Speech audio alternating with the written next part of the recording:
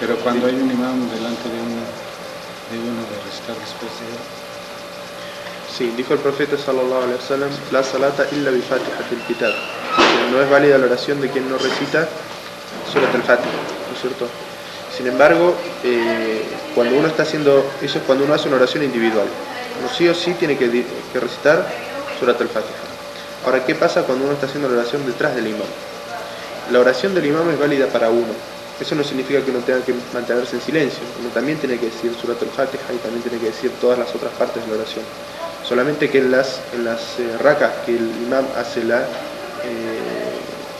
recitación en voz alta, Allah dice en el Corán: si se recita el Corán, permanecer en silencio. Entonces uno lo que tiene que hacer en esas rakas es escuchar la recitación del imam, y eso es suficiente. ¿Sí? Pero en las oraciones individuales es un pilar, ¿no es cierto? Es un rukun de la oración, recitar la oración del Fatiha, la sura del Fatiha, y quien no la recita no vale esa oración. La tiene que volver a hacer.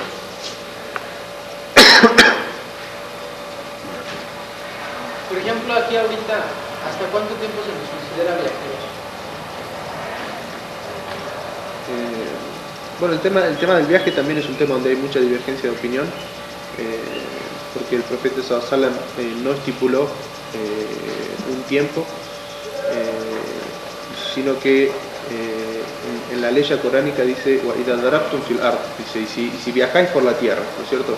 No hay problema en que acortéis las oraciones y las juntéis, ¿no es cierto? Entonces, la diferencia de opinión entre los sabios es qué se considera viaje. Si viaje se considera por un hecho cultural de que, por ejemplo, yo cuando viajo a Ciudad de México en realidad no estoy viajando haciendo un viaje, sino que es algo que voy en la ciudad, voy en el día y vuelvo, ¿no es cierto? O lo consideran por la distancia. Bueno, entonces la distancia de un día, ¿no es cierto?, ya me hace viajero. Menos de un día es un viaje, un viaje interno, no se considera un viaje, ¿no es cierto? Y otros lo consideran por el tiempo.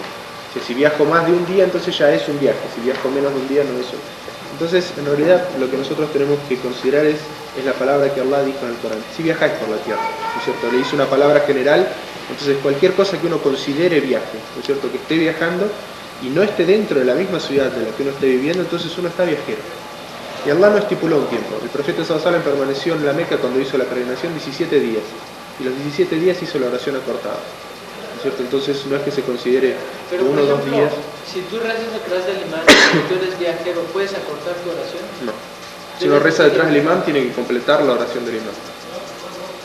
Yo los otros días estaba hablando con los hermanos y les di el ejemplo de un ómnibus, ¿cierto? El que dirige la oración es como aquel que está manejando el ómnibus. Si el que dirige el ómnibus dobla hacia la izquierda, tú no puedes ir hacia la derecha. Entonces, tienes que seguir con el imán y completar la oración detrás. Entonces, por ejemplo, yo salgo de mi ciudad, ¿no? Y voy a otra ciudad, pero regreso el mismo día. ¿Yo puedo hacer mi ciudad de viajero estando en esa ciudad? Sí. En el caso contrario, te pone si el imam es viajero y cuando está esa oración de él termina sus dos rakat, los demás le tienen que seguir.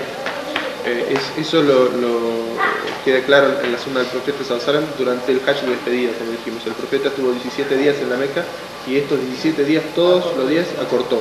Sin embargo, cada vez que él terminaba la oración decía: oh gente de la Meca, completad vuestra oración. O sea, él cuando por ejemplo hacía el duhur, hacía de 2 rakat y hacía el salamu alaikum, y decía: gente de Meca, completen vuestra oración, porque la gente que es residente de la Meca tenía que completar el duhur de ¿cuántos? De 4 rakat. ¿No es cierto?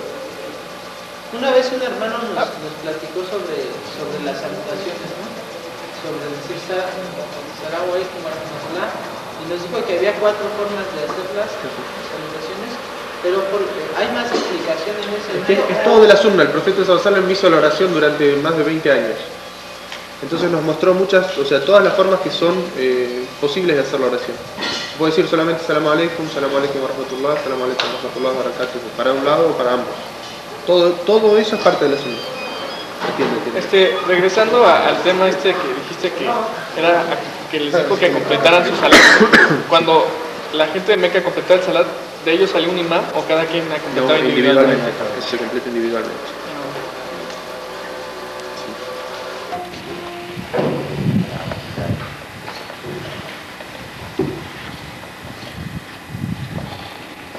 Bismillah wa salatu salam ala rasulillah. En nombre de Allah, clemente misericordioso, que la paz y las bendiciones sean con su profeta Muhammad sallallahu alaihi wasallam.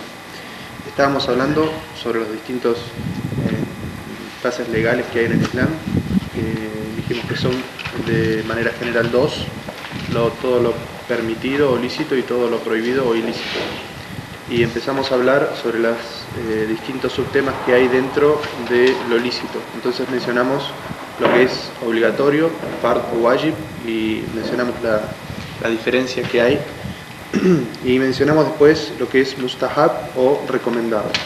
Entonces vamos a mencionar ahora algunas pautas para que cuando leamos algún hadiz o alguna leya sepamos si se está refiriendo a una obligación o se está refiriendo a un asunto solamente recomendado. Las pautas que vamos a mencionar, inshallah, son 4. La primera es que se considera algo mustahab las cosas que el profeta sallallahu alaihi wasallam acostumbraba a hacer siempre, fuera de lo que es obligatorio, ¿no es cierto? Entonces sabemos que el profeta sallallahu alaihi wasallam solía hacer siempre el salat del witr, solía hacer siempre las 2 rakat antes del salat del fajr, ¿no es cierto? O 2 rakat antes del dhuhr y 2 después, o las 2 rakas después del maghrib, ¿no es cierto? Todas estas rakat sabemos que el profeta sallallahu alaihi wasallam las hacía siempre.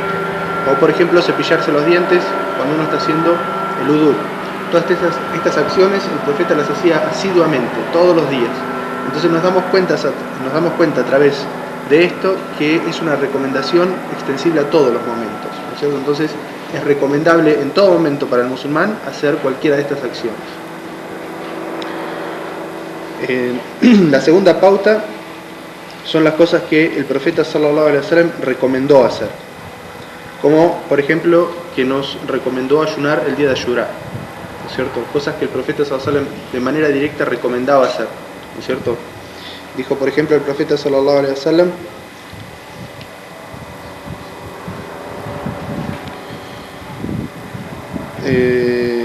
quien ayune el mes de Ramadán y luego lo complete con 6 días de Shawwal es como si hubiera ayunado todo el año, ¿no es cierto? Entonces nos recomendó ayunar 6 días del mes de Shawwal, que es el mes que sigue al mes de Ramadán. Y los sabios han explicado esto de que significa como ayunar todo el año, porque Allah ha dicho en un hadith qudsi que las recompensas de las acciones se multiplican por 10. Entonces, si nosotros ayunamos los 30 días del mes de Ramadán, es como si hubiéramos ayunado 300 días. Y si ayunamos después 6 días del mes que le sigue, el mes de Shawwal, es como si hubiéramos ayunado 60 días. Lo que hace un total de 360 días, que es lo que tiene el año lunar, ¿no es cierto? Por eso el profeta sallallahu alaihi wasallam dijo: quien ayuna el mes de Ramadán y continúe con 6 días del mes de Shawwal, es como si hubiera ayunado todo el año. Factor que nos indica qué acciones son recomendadas hacer es cuando el profeta sallallahu alaihi wasallam había prohibido hacer algo y después nos ordena hacerlo. Eso es como es el caso que mencionamos anteriormente de la visita a las tumbas, ¿no es cierto? El profeta sallallahu alaihi wasallam en un principio había prohibido la visita a las tumbas, por lo que mencionamos que el pueblo árabe tenía muchas costumbres paganas de solicitar la ayuda de los muertos, ¿no es cierto? Entonces, en un principio, para proteger el monoteísmo de los creyentes que recién se hacían musulmanes, se prohibió la visita a los cementerios. Una vez que el imán, la fe se fortaleció, el tawhid se fortaleció en el corazón de los creyentes y ya no había temor de que ir a visitar los cementerios trayera algún tipo de acción idólatra, se les permitió, ¿no es cierto?, ir. Y la manera de permitirlo, después de una prohibición, indica que es una recomendación del profeta sallallahu alaihi wasallam, que dijo: os había prohibido la visita a las tumbas, ahora visitadlas, ¿no es cierto? Esta encomendación después de una prohibición también indica que es un asunto recomendado.